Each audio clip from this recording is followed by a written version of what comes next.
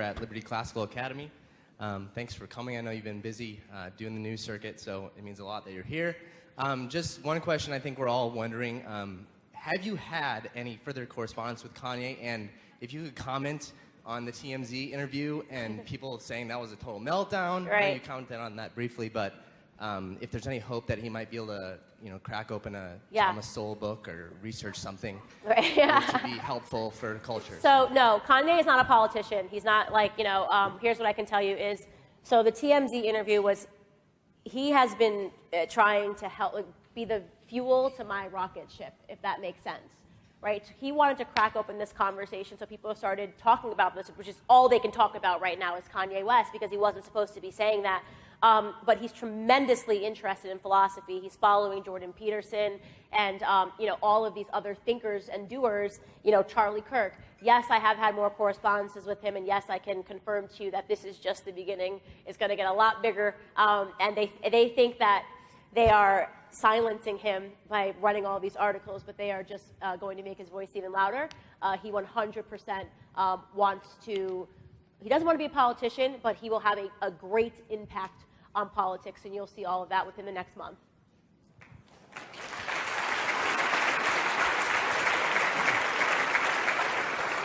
Hi. Hey, Candace, how you doing? I'm a Good. big fan of yours. Well, I'm a Christian YouTuber, conservative Christian YouTuber. I've been a conservative YouTuber for over 2 years. I was censored ever since they started censoring people. And I just want to say it is a great privilege and honor just to have you here. Thank you. And so I'm Torrey Slater, but I'm also known as Christian Deron. And I just want to tell you, just to be here in this microcosm of insanity, living here in Minnesota, I'm going to tell you, I'm mentally vexed all the time. So Candace, my question is for you, since from one YouTuber to another YouTuber, I'm just wondering, after this, do you have 10 minutes for an interview for my channel? Oh, today?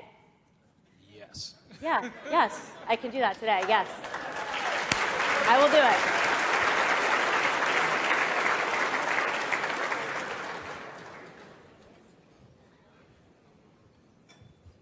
Oh, ha, hello. Yes. Hi, I'm Regina Reed, Republican.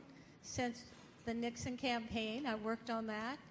I had raised more money for Shirley Chisholm, and the Democrats called and asked me who was my donors, my contributors. At that time, you didn't need to if you collected less than $100. I told them I did not. And she called me back later that day and said, we're coming to your house and we're going to beat you until you give us your list. And I said, well, being a good Mississippi, cotton-picking, corn-fed, molasses-making black woman, you bring it in my garage. I have a double-blade axe.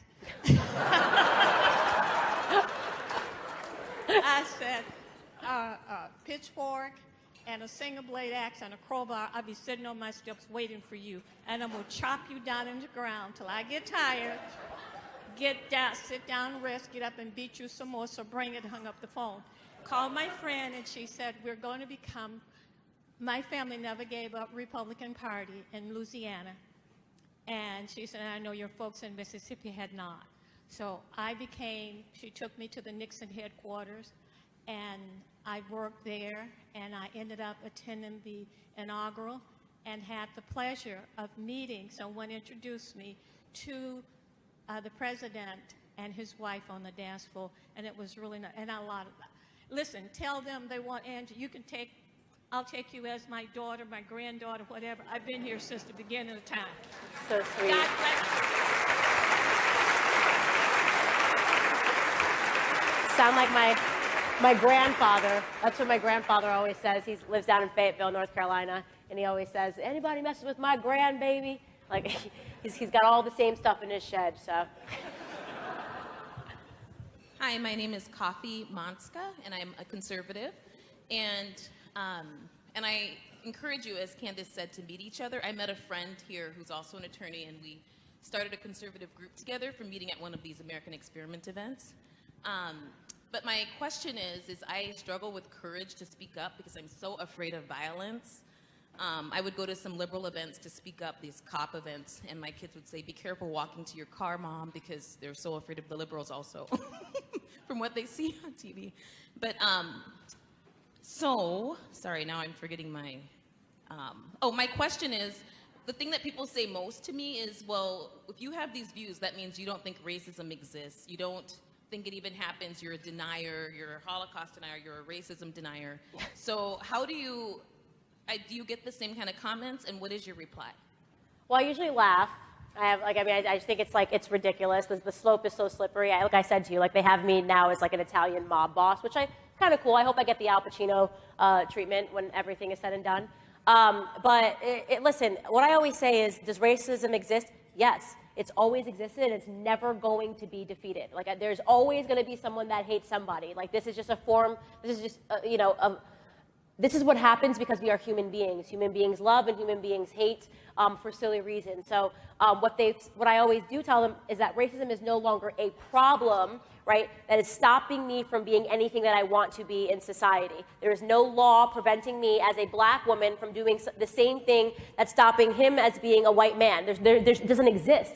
And they ask them to point to it. You know, I'm happy to add my voice and say, yes, we are being systematically oppressed. They can point to me, to the law that is preventing me from being successful. And so what they're able to do, the left, is chain people to this idea, A, that society is perfectible. It isn't. I hate to spoil, there are people that are always going to hate white people. There are people that are always going to hate black people. There are people that are always going to hate Uber drivers. I mean, this is just human beings, right? But that is what you should definitely challenge them to have the dialogue and the conversation and say, okay, if you're telling me that, racism is something that I should be concerned with every single day, can you tell me how it's preventing me from being great in my life? And if they can't answer that, they should probably get out of your way. That's my opinion.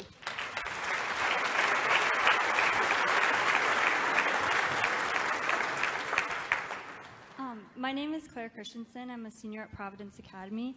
I was wondering if you could give any advice to debating with people who fundamentally disagree with you. Yeah. Because I think a lot of this controversy isn't really going anywhere because people aren't willing to listen or accept that maybe their opinion isn't correct. Right. So debating is, I'm going to say two things. First thing is that I realize that it is very hard because some people don't want to debate because they know that they have no logics behind their emotions. So a lot of times when we descend on these campuses, we'll literally get like a group of protesters, like the Black Lives Matter video that went viral, and people were like, oh, I shut them down and was like, kind of rude. What people don't see is that they were literally screaming the entire time, just saying like, F the police, talking over us. And when we said, everybody, you're welcome to come up with us and debate us, like we actually, if you disagree with us, come to the front of the line and we'll hand you a microphone so we can have this. They didn't do it. They literally wanted to sit there so they could just scream and shout and be emotional. So it's hard to debate, I think, because a lot of them understand that when pressed to do that, they're incapable of it because it's all emotions and very little fact or logic. But for people that are actually willing to have the dialogue, you'll usually hit some common ground because they're willing to have the conversation. The best thing to do is not to debate them, but allow them to debate themselves. So the number one strategy that Charlie Kirk gave me was ask them questions. They ask a question, let them keep walking themselves forward. So I had a girl get up and she said, I think, Milo Yiannopoulos is a white supremacist.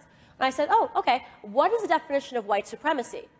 She stopped. Well, okay, because Milo, tons of things that I disagree with that he does and has said, but the idea that he's a white supremacist, he's married to a black man. It's like, it's really a little ludicrous to call someone who's married to a black man a white supremacist. And she couldn't do it. So I just kept asking her questions, and in the end, she wanted to stop because she couldn't answer her own questions. So the best debate strategy is to ask them to sort of explain themselves, and they always fall into a trap because there's very little logic there. You're welcome.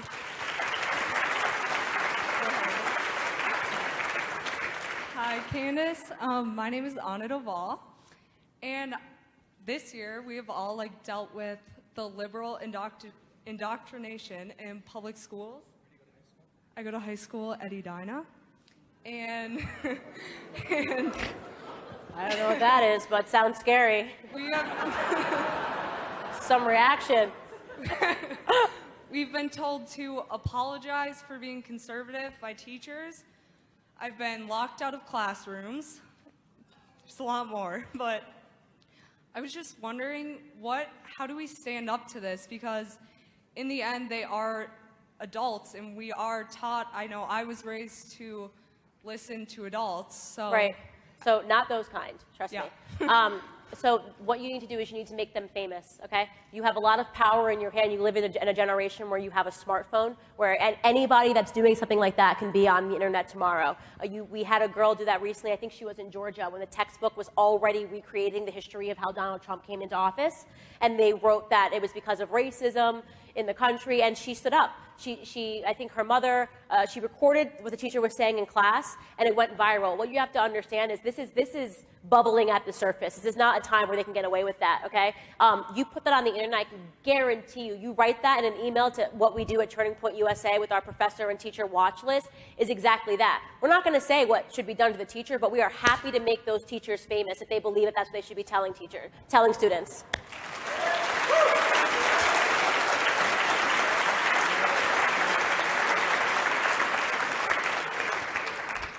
Hi, my name is Will Knopic. I go to Edina High School as well. Ooh. I was wondering if I could get your opinion on Scott Adams and his thoughts. Oh, so this is funny because did you see that Kanye retweeted that video? I thought it was brilliant. Very, very brilliant. So for those of you guys that don't follow Scott Adams, I actually wasn't following him, and he sort of, he pretty much said what I'm saying up here, that Kanye West ripped a hole in reality because he was describing on a little whiteboard that, Candace Owens is supposed to be over here, and Kanye West being a part of culture is supposed to be over here, and that him tweeting those 7 words ripped a hole in reality, and that what we're going to see is pretty much a tremendous earthquake in these next coming months and leading up to 2020 and beyond. So I don't know all of his thoughts, so I'm not going to sit up here and say that I co-signed to everything because for all, that's how they get you. So this means that you agree with all of this, but in his assessment of why what Kanye West did was so significant, I 100% agree with him. He was spot on. It was a really smart analysis. Oh, I love Jordan. He asked me my thoughts on the Jordan Peterson phenomenon. It's phenomenal that Jordan Peterson became famous for saying, sit up straight, brush your teeth, take a shower. Literally, Jordan Peterson wrote a book called 12 Rules of Success, and you would think this was common sense, right? But it became like an international bestseller because somehow the left has created this idea that everything needs to be protested. Like the idea of showering and brushing your teeth is a